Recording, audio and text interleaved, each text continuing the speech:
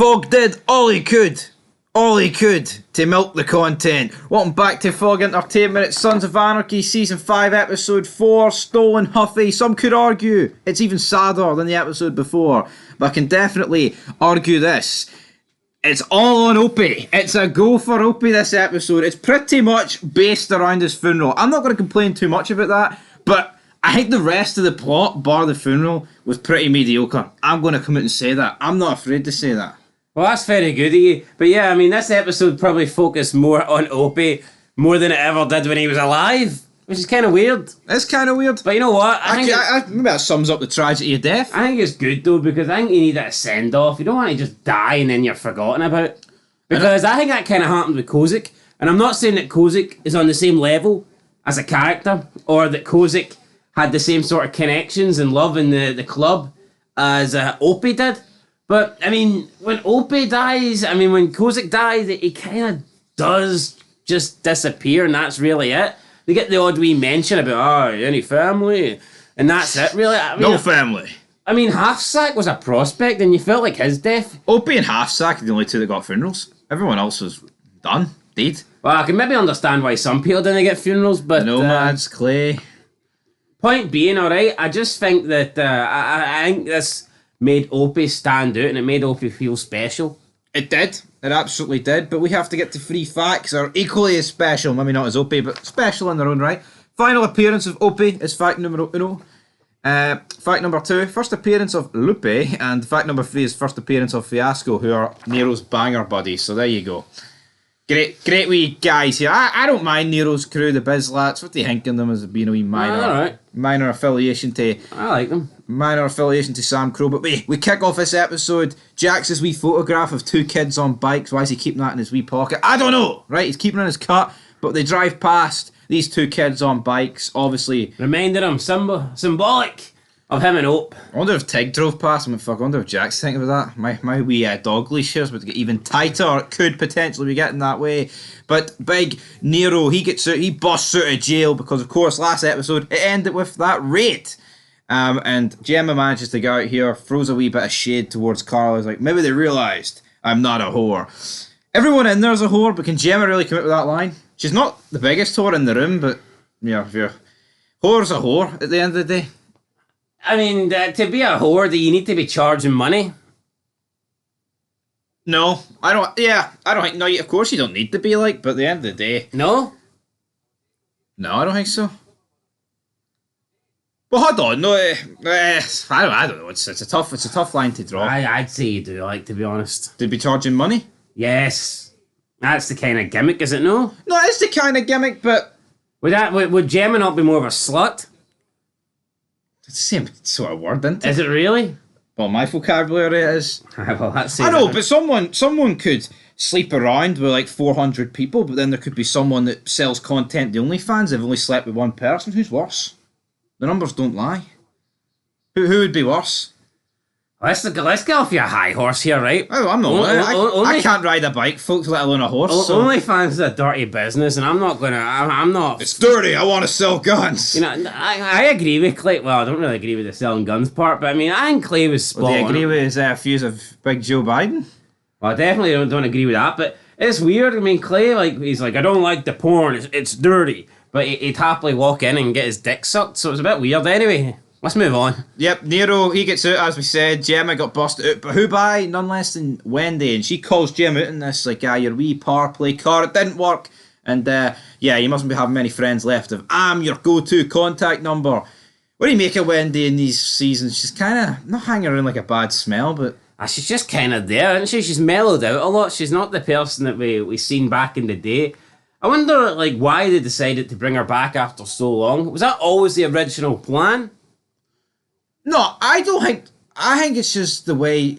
She was in season 4. She's in this season for quite a bit. Jax does inject her with a wee bit of heroin towards the end of the season. I can barely recall her in season 4. Yeah, it was towards the end of it. Remember, Tara smashed up her hand.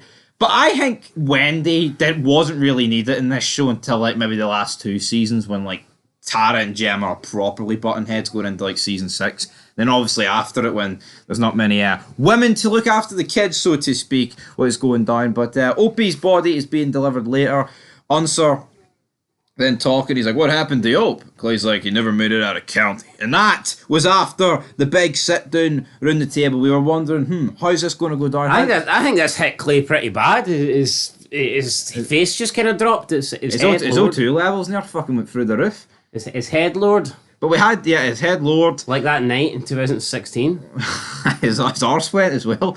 But we're around the table here. Jax puts Opie over. He says he went out a warrior. Then Chibs is like, he doubles down. He's almost under the Jax leash here. He's like, none of us would be here if it wasn't for Opie. And then Clay's like, no doubt, Opie made his own choice. But Pope forcing that choice concerns me. Then the Nomads are giving it, yeah. Tig's like, Jax did all he could. All he could, Clay. To push back the threat.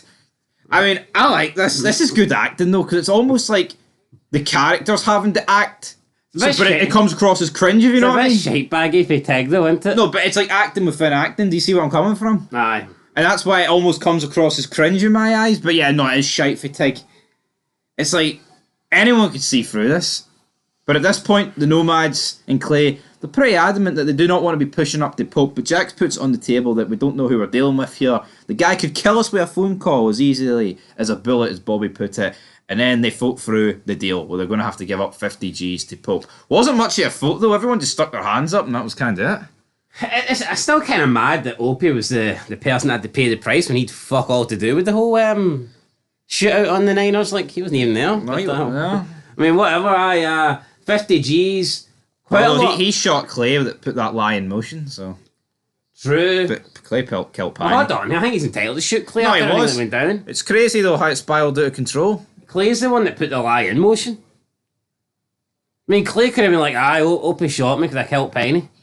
And none of this shit would have happened. But, this is Clay. Jax wanting to keep the truth for the clubs what really killed Opie. But lies just spiral out of control, and that's what's happened here. It's all just fucking lies. Yep. Jack sparing Leroy last season when Luis Torres wanted to wipe them all out is what's actually... Because then they couldn't have blamed Black if they wiped them off the map. Crazy stuff. But then Chibs and Jax, they head over the Diosa because they've got a problem with one of the talent. Apparently she's turned them over to Vice. Then that's when we see Lupe and Fiasco storm the building.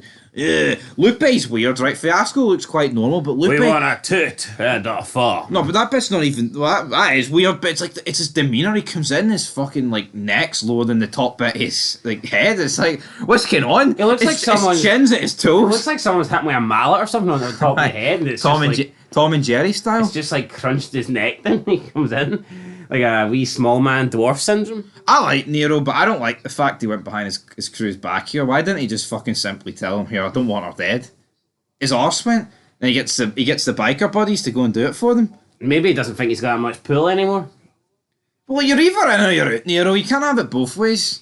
It's a bit like Unser, he's half in, but not completely in. He's not completely in, but Nero, he'll bring the OG strap a wee bit later on, but that's when we get this chase scene. They show Wait, I'm sure Nero could have just turned around and says, look, we've no proof that it's her. I don't want anything happening until we find out more information. Yeah. No, yeah, he could have did that. They then turn up to Emma James' apartment, and as they turn up, the banger buddies then arrive. We then get a chase scene. Mr. 44 got 6 little friends. Do you get that reference? He's got 6 little friends. Aye, bullets. Aye. That's good. Well, who the hell wouldn't get that? Come on. Well, there's some windy lickers out there that wouldn't get that. I'll let you know. Mr. 44, man, he's got 6 wee friends, one in the chamber. Like, come on. Alright, fair enough. But anyway, they fall off the bikes. No, but I like that song, the Chipmunks or whoever who's singing. Mr. Chimps. Mr. Chimps, that's the one. Nah, it was for everyone in the back that didn't. But it's like, I mean, come on. Who wouldn't get that? Mr. 44 gets... I remember a Slipknot. And they all run faster than you. I mean, it's obviously talking about fucking bullets. I remember a Slipknot song, actually, that was ducks quacking on the railway lines. Ah, well. Let's move on. Tony Soprano style. It's all about the ducks, baby. It's all about the ducks, and if you can hear them. But yeah, they crash into someone's front yard. There's a bit of a... What, the ducks?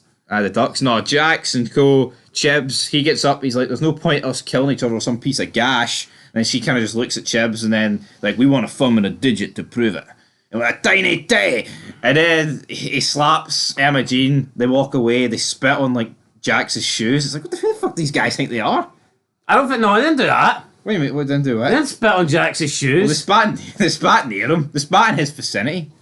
They spat on her, did they not? No, they spat when they were I don't walking think back. they spat. No, that's a sign of disrespect. They didn't spit on Jax. Hot side of disrespect. They just fucking chased them off the road. I know, but The prez and the fucking sergeants. Nah, I mean at this point they're good. No, they might be. They didn't spit on Jax. No, I think. Maybe one of them had like a tackle stuck in his foot. I think these two are. Maybe the salted chili chips were too much to handle, and he had to. The wee burritos. No, I think these two. Arriba. I think these two are incredibly lucky. This isn't season 7, Jax. He would have fucking killed them in the front yard here. For anything.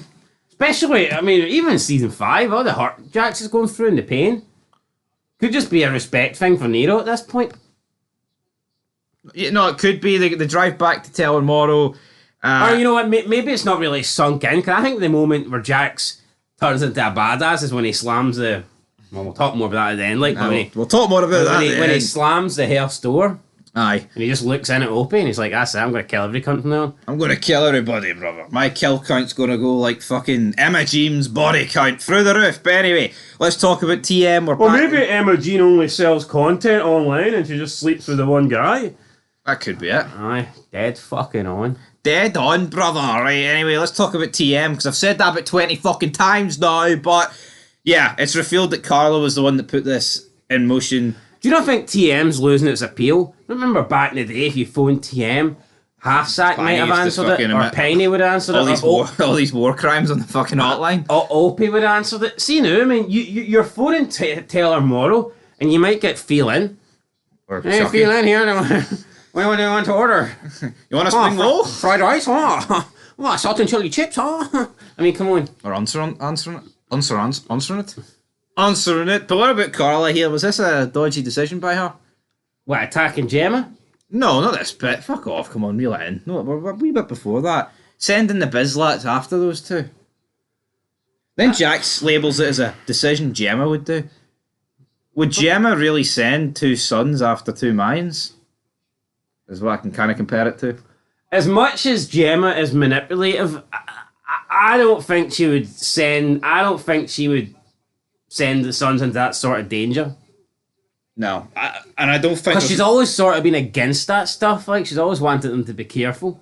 Yeah, and I don't think there's many sons that would listen to her. Aye, listen to her to that degree. Obviously, I know there's a gimmick where like Juice and Happy pretend they're scared of her, like, but.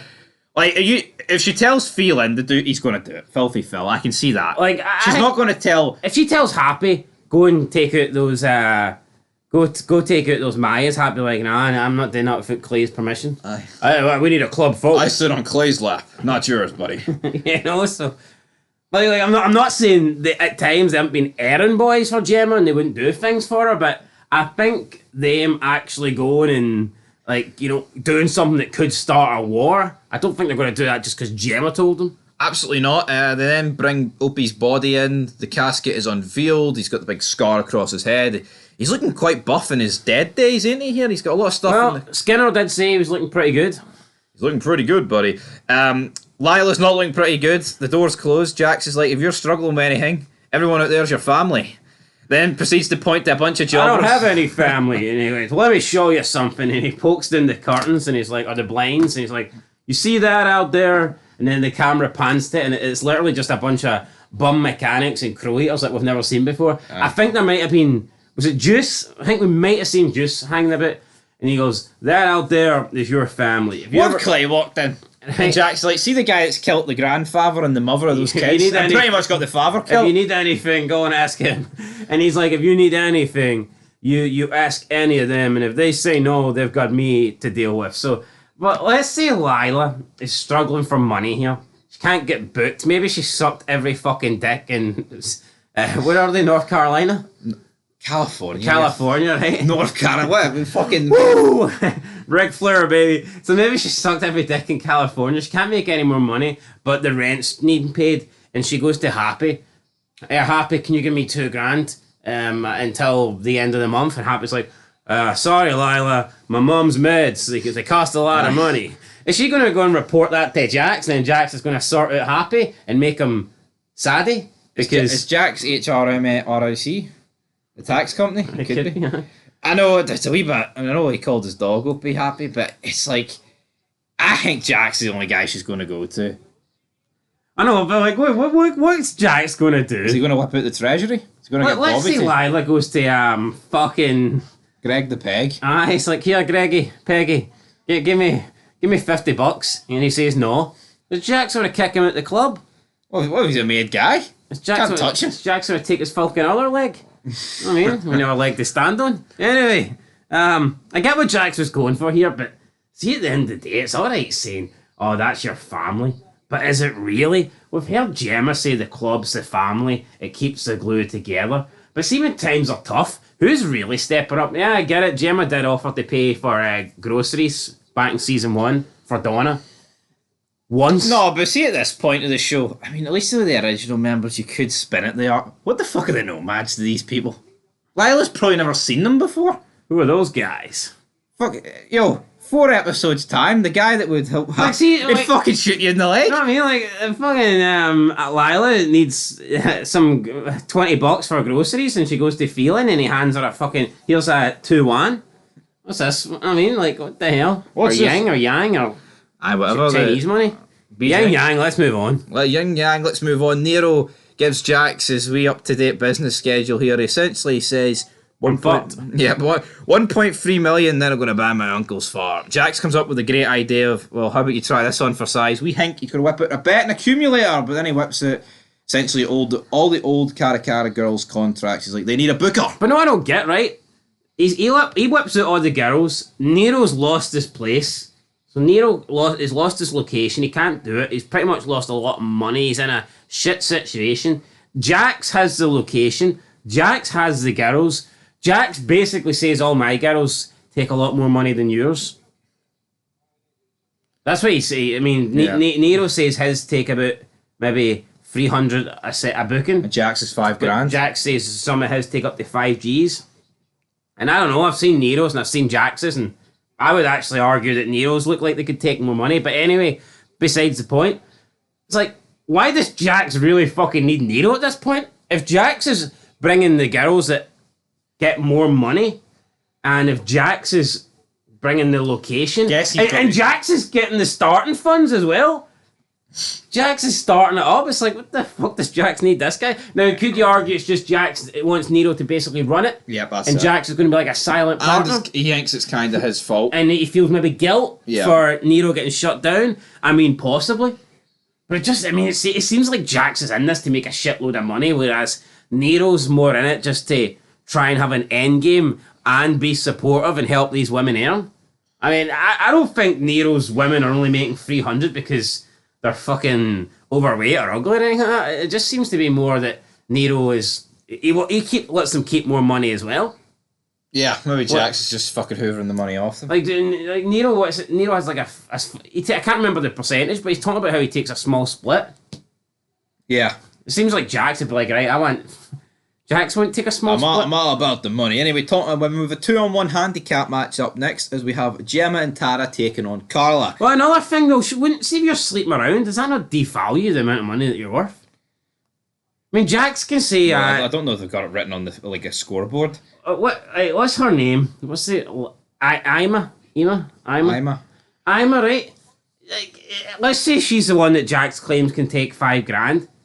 Does after a while, does the amount of money that she can take not go down? Does it not deteriorate? Well, obviously after years, but not initially. How?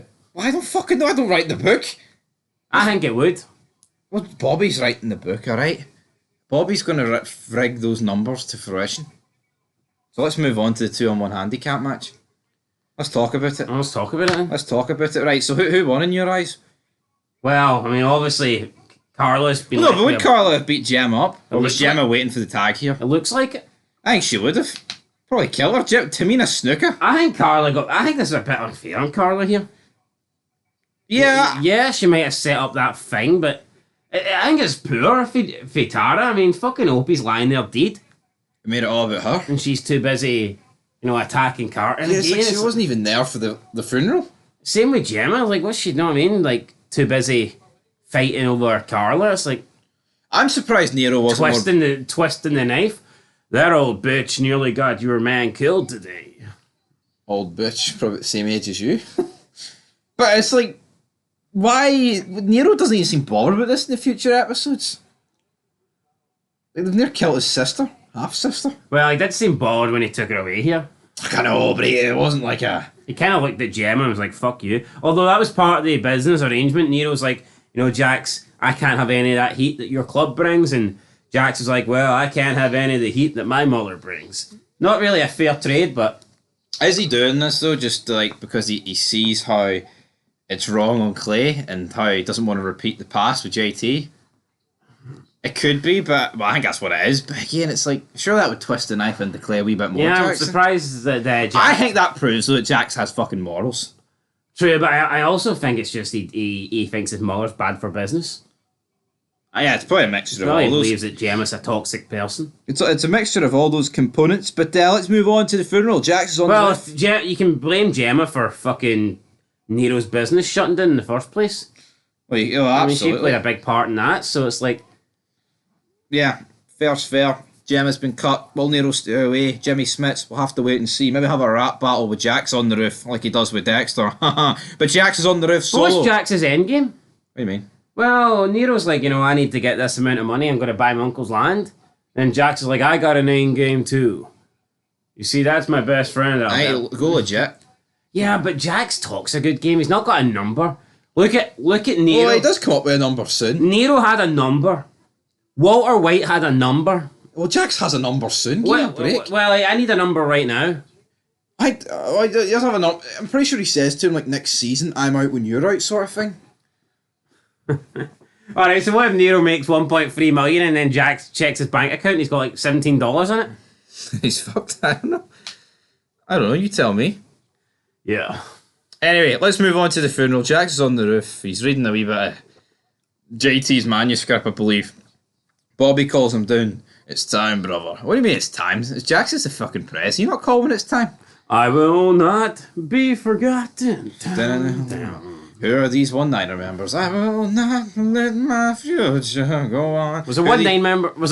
I meant Grim Bastards. I was going to say there. There was Mayans, there was other sons, you've got the Nomads standing there like they shot themselves, Unser stinking at the place, you've got Chucky, there's a few other people. Lyle looks like she's took a blade to her wrist. What if one of the sons turned around and shot the one-niners, and not the one-niners, the Grim Bastards, went, all those black guys look the same. We fought you the damn cartel. Yeah. Could have happened, but it didn't happen. Clay looked sad. Was he putting it on? We'll never know. Chibbs was greeting. He put his wee Celtic cross on. See, I think Clay at times gives you the feeling that he is genuinely upset and feels bad, but then it's like next episode he's just all about himself, isn't he? Yeah. I mean, to be fair, it is like a 3-week time skip after this episode, but what I would say is, I think he does feel sad here. Like, let's not pretend he just killed Piney out of pure hatred. He done it to protect himself. No, yeah, but it's not like... It was cold-blooded, right? But in his eyes, it was a move that had to be done. It's not like he's just dropped It's either Piney or him. Yeah, it's not like he's dropped him for no reason, right? No. He's got no real beef towards Opie. I know Opie shot him, but I think he knows it's justified. Nah. Clay knows it's justified, right? And maybe he feels partly responsible because, of course, in episode 2 he went and told him that Jax needs you. They're going inside and this club needs you. I'm half dead, for God's sake, brother. Jax then goes in, he's cutting his own wee promo here. Then the song parts, it goes quiet. He's like, I'll see you later, brother. He throws me in a wee packet of... A wee photo, I think there was a wee packet of cigarettes in there. I don't know what he's going to do with them. I mean, he's dead. Smoke his lungs out while he's dead with the wee beasties. Then the coffin's getting carried. I noticed Big Phil was carrying it. Big Phil's at the back. 6 members at the front. He's at the back, holding it up high. Take it out. Clay's standing there, trying to breathe in the last bit of O2. Tara leaves TM Garage. Jax looks at her. They put Opie in the coffin. Tig looks like he's about to greet some more. All his fault, really. And then Jax... slams the door shut, and this is Jax turning it up now. It is him turning it up. He left a piece of him in that box, as he says at the start of the next episode. And that is the funeral. Well, it's not really a funeral. It's like the wake. I guess a funeral is actually more like at a church, but this is kind of... It's more like... What is it? It's like a wake funeral, isn't it? Aye. It's not like a... Because a wake, they kind of just stand around this. I know they were standing around. I'd say this is a wake. It is a wake, so it's not quite a funeral, A but funeral's when you see someone get put into the ground or get burnt. I mean, this was more of a send-off. is it one of the best funerals in TV history? I'm trying to think of other ones that come to mind. I can't really think of other ones. Honestly, I think of other TV shows. Who did funerals? Not many. I can't really think of any. Can't think of one. Sopranos did some. Sopranos but does a millions. I mean, the Soprano funerals don't know when they stop. See, I think if you have a funeral every time someone dies, it does devalue them. No, it does. Absolutely. No, I'm not saying like Kozik didn't merit one. Doesn't But- matter. Okay. I think if you have especially with people that die, if you're going to have like a wake or a funeral for every death, then it is going to. No, it does devalue it, and I think with Sons, you had Donna, you had Half-Sight, you had Opie. Can't really think of any more. I think that's the way it needs to be. There's no point having a funeral every other episode for every character. Because hell, in the criminal world, most of the times when people get killed, it has to be off the books. But anyway, let's dive into the quote of the episode. We have got right there. Jackson Taylor, my best friend is lying in a box in the other room. I'm sorry about your friend, Mano. But that heat can't come of it, as Nero said. And we have MVP. We gave it to Jax. I don't think there could be really anyone else. No who else stood out this episode for me. Not Nero, probably second place. That's about it. Opie looked quite good sitting dead. And with Clay, if he was really faking it, he did a good job. But anyway, guys, that's it for Stolen Huffy. I'm going to give this episode a 7 for me. Yeah, it's a 7 out of 10 for me. I think the wake part, I think the ending scene is really great. I like the Mr. 44 song, but again, I think they advanced the story all they could to this point. It's almost like, right, we need a time skip. Yeah, just the whole Gemma ship, it just doesn't interest me. Yeah, it puts stuff Gemma in... and Carla, screw it Yeah, up. I mean, at least it puts stuff in motion for the future with Jax, that Pope deal, Jax and Nero, and then Opie finally being laid to rest of it, guys. But anyway, that's it. 7 to 10 for us. Till next time. Peace.